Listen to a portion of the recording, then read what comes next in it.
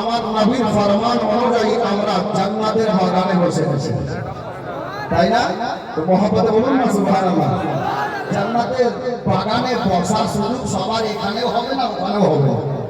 জি জি, হযরত গেরামি আমরা নবীর ঘর মাদ্রাসা প্রাঙ্গণে গরিব নওয়াজ মিশনের প্রাঙ্গণে বসে আছি। ইনশাআল্লাহ তাআলা 2-4 মিনিটে আলে নবীর নুরানি চেহারা জিয়ারত করব। আমি আল্লাহর পবিত্র কালামে পাক হতে যে মুকদ্দাস আয়াতে কারিমা তেলাওয়াত করেছি, আল্লাহ কালাম পাকের মধ্যে বলছেন মুহাম্মাদুর রাসূলুল্লাহ, সবাই পড়ুন সাল্লাল্লাহু আলাইহি ওয়াসাল্লাম। বাংলাতে সিরা সারা ভাষায় এর অর্থ বা মানে হলো এই, আল্লাহ বলছেন মুহাম্মদ সাল্লাল্লাহু আলাইহি ওয়াসাল্লাম আমার প্রিয়তম রাসূল আছেন। আল্লাহ পাক পবিত্র কালামে পাকের মধ্যে যেই নবীকে, যেই মাহবুবকে প্রিয়তম রাসূল বলে ডাকলেন, ওই নবীকে আমরা কে কতটুকু ভালোবাসতে পেরেছি বাবা? আমরা তো নবীকে অতটুকু ভালোবাসতে পারিনি। আমার মন বলছে আরব দেশের জঙ্গলের হরিণী যতটা নবীকে ভালোবেসেছে, আমরা অতটুকু ভালোবাসতে পারিনি। মক্কা মুনাওয়ারার মুআজ্জামাত বেজান আগর পাথর আমার নবীকে ভালোবেসে কলমা পড়ে মুসলমান হয়ে গেছে। মদিনাতুল মুনাওয়ারা শুকনো খেজুরের গাছ, যাকে সুতুনে হান্নানা বলা হয়েছে, আমার নবীর প্রেমে মানুষের মতো ফুটে ফুটে কেঁদেছিল। আমি বলতে চাইছি মদিনার শুকনো খেজুরের গাছের মতো আমরা নবীকে ভালোবাসতে পারি। আল্লাহর কাছে দোয়া করব আলে নবীর ওসিলায় আল্লাহ পাক আমাদেরকে কমপক্ষে ওই সুতুনে হান্নানার সাদকা দান করেন যে আমরা নবীকে, আলে নবীকে যেন দিল থেকে ভালোবাসতে পারি। বেরাদার, তো ওই নবীর ঘর মাদ্রাসার প্রাঙ্গণে আমরা বসে আছি। এখন স্পষ্ট কথা, আমরা তো নবীকে ডাইরেক্ট কেউ দেখিনি নিজের চোখে। যিনারা দেখেছেন ওনারা হলেন সাহাবিয়ে রাসূল। আবার ওনাদের মধ্যে সবাই নয়, যিনারা দেখেছেন ওনাদের মধ্যে সবাই নয়, যিনারা দেখে এই ঈমান এনেছেন ওনারা সাহাবী হয়েছেন, আর বাকিটা বরবাদি হয়ে গেছে। জি জি, যেমন নালায়েক আবু জেহেল আমার নবীকে দেখেছে কিন্তু ঈমান আনেনি, যার জন্য দুনিয়াতে তার অবস্থা কি হয়েছে, তার বাড়িতে টয়লেট বাথরুম তৈরি হয়েছে। আজীবন যায়, আর কেউ তো রেগে রেগে যায়, পেচ্ছাপ না লাগে তো কেউ যায়, বলে আজকে পেচ্ছাপ করে যাবো। আমি নিজে দেখেছি। হযরত গেরামি, আপনি বুঝতে পারছেন দুশমনে রাসূলের কি অবস্থা। হযরত গেরামি, চলুন আমরা কয়েকটা কথা শুনি। নবীর সঙ্গে সচ্চা ইশক, নবীর সঙ্গে সত্যিকারের প্রেম ভালোবাসা যিনারা করেছেন ওনারা ইহজগৎ এবং পরজগৎ দুই জায়গাতেই মঙ্গলময় হয়ে গেছে। কিভাবে? সংকীর্ণ আকারে কয়েকটি কথা এটি মনে রাখতে হবে। আমি কয়েক জায়গায় আমার কালিয়াচক এলাকায় মিলাদে বলেছি, অনেকে এখানে বসে আছেন আমি দেখতে পাচ্ছি। মদিনা মুনাওয়ারার সরজমিন, নবী পাক সাল্লাল্লাহু আলাইহি ওয়াসাল্লামের একটি দুশমন ছিল যাকে ইহুদি বলা হয়। নবীকে নিজের দুশমন ও মনে করত, কিন্তু গোলামে কাদিমি আমরা তো নবীর আওলাদকে নিজের পীর হিসাবে পেয়েছি। এটা কম বড় কথা? আল্লাহর নবী কোনদিন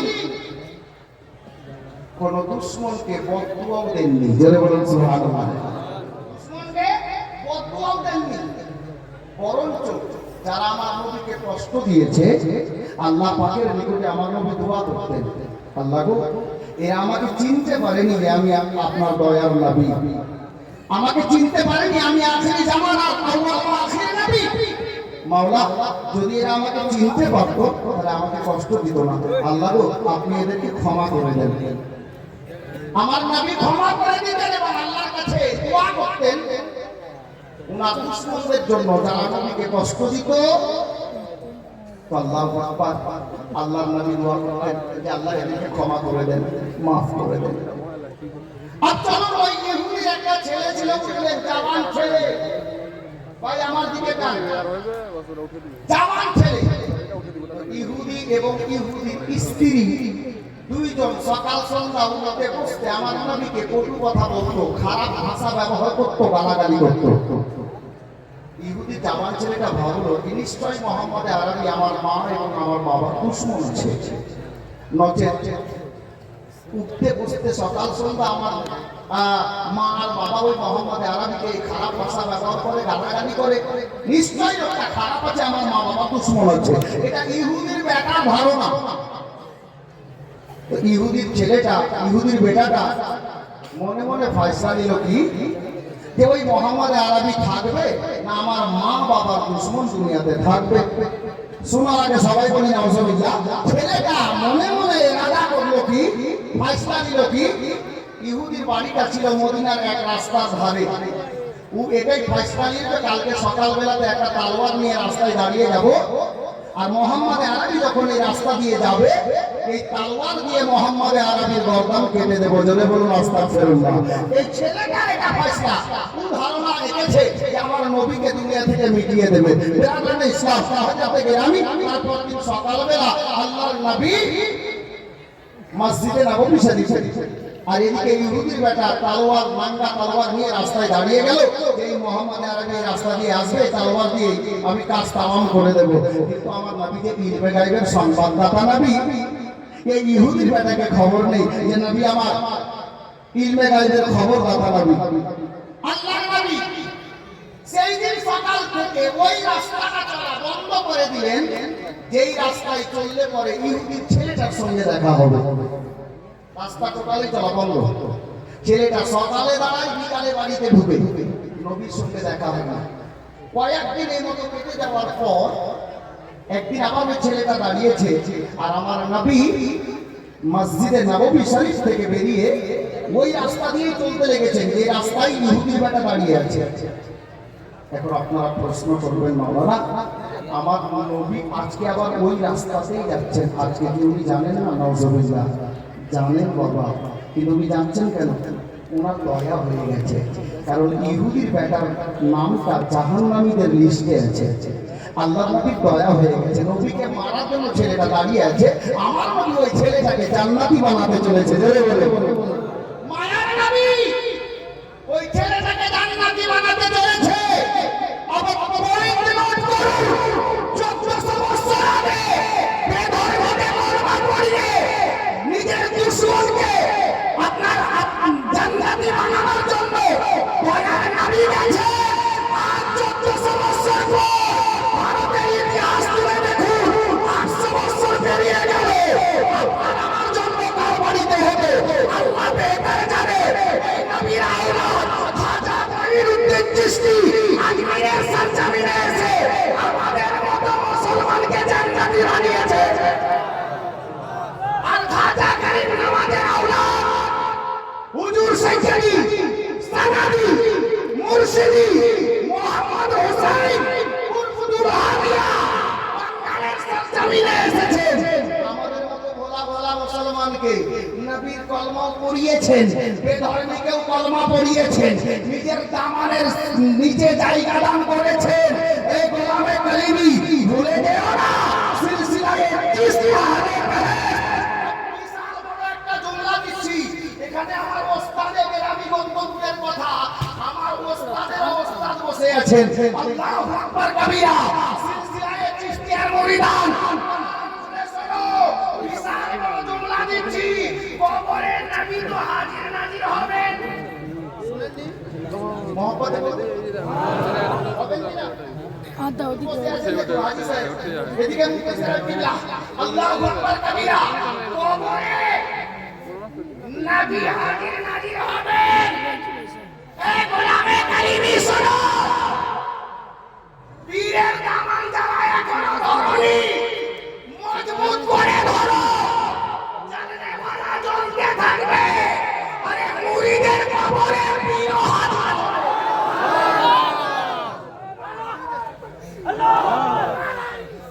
Yes! Yes! Right! Right! Right!